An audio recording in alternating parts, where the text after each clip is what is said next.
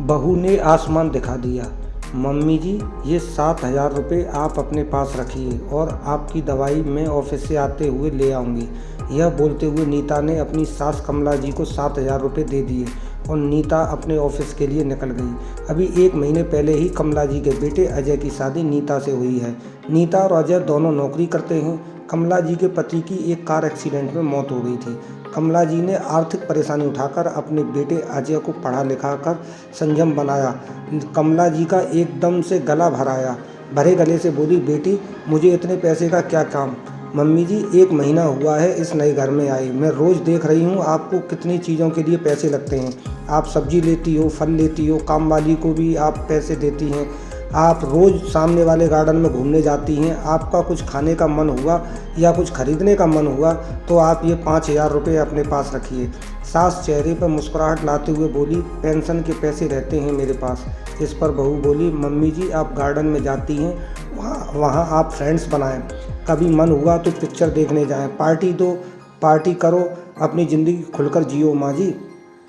इन्होंने मुझे बताया है कि आपने बहुत मुश्किलें उठाते हुए इस घर को संभाला है। बड़े भैया अपने घर में खुश हैं, दीदी अपने ससुराल में खुश हैं, हम भी खुश हैं। अब आप किसी की भी कोई चिंता किए बगैर खुश रहें, सिर्फ अपने लिए जियो, जो आपके मन में आया करे वो करो।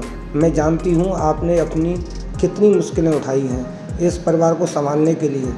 इस घर को बनाने में भी आपकी कई अच्छाओं का गला घोटा गया, बस जो हुआ सो हुआ। अब आप सिर्फ और सिर्फ खुद के लिए जियो। बेटी इतनी छोटी उम्र में इतनी बड़ी बड़ी बातें कहाँ से सीखी। मम्मी जी, जब मैं 12 साल की थी तब एक दिन मेरी दादी बुआ के यहाँ जा रही थी। मेरी माँ ने दादी को 1,000 रुपये उनके हाथ में रखे और बोली, वहाँ बच्चों को बाहर ले जाना, नानी की तरफ से कुछ खाने पीने पे खर्च करना, खिलौने लेकर देना। दादी मम्मी के गले में लगकर रोने लग गई और मैंने इतने पैसे आज तक कभी भी दिल खोलकर खर्च ही नहीं किए, ऐसा बोलने लगी। तब से मम्मी और दादी का व्यवहार आपस में अच्छी सहेलियों जैसा था। मम्मी जी, मुझे ये पता लगा है कि इस परिवार को संभालने के लिए आपको अपनी जॉब भी छोड़नी पड़ी। इतना बुरा लगा होगा आपको, कितनी इच्छाओं महत्वाकांक्षाओं का दम घोटना पड़ा होगा। माँ जी, आज से आप अपनी पेंशन को खर्च ना करें। पेंशन के पैसे आप अपने पास ही रहने दीजिएगा।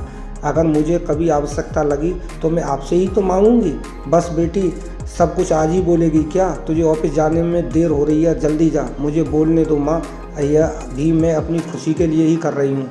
मेरी माँ हमेशा कहती है कि 16 से 18 घंटे काम करने वाली महिला को कोई समझता ही नहीं है, लेकिन तुम अपनी सास की मेहनत को ध्यान में रखना। प्यार बोओगी तो प्यार ही उगेगा। सास ने डगमगाई आंखों से बहू को गले लगाया और आंखों से ओझल न हो तब तक दरवाजे पर खड़ी रही। बहू के आने में इस घर की 4 दीवारी में बंद कर रह जाऊंगी, ऐसा सोचा था, पर बेटी तूने तो दरवाज़ा खोलकर मुझे बाहर का आसमान दिखा दिया। किसी की बेटी हमारे घर की बहू है और हमारी बेटी किसी के घर की बहू है। हमारी बेटी के पास वही लौट कर जाने वाला है जो व्यवहार हम अपनी बहू के साथ करेंगे। अगर आपको यह कहानी अच्छी लगी तो please like, share and subscribe जरूर करें। जय हिंद, जय भारत। फिर से मिलेंगे अगली कहानी के साथ। दोस्तों, वंदे मातरम।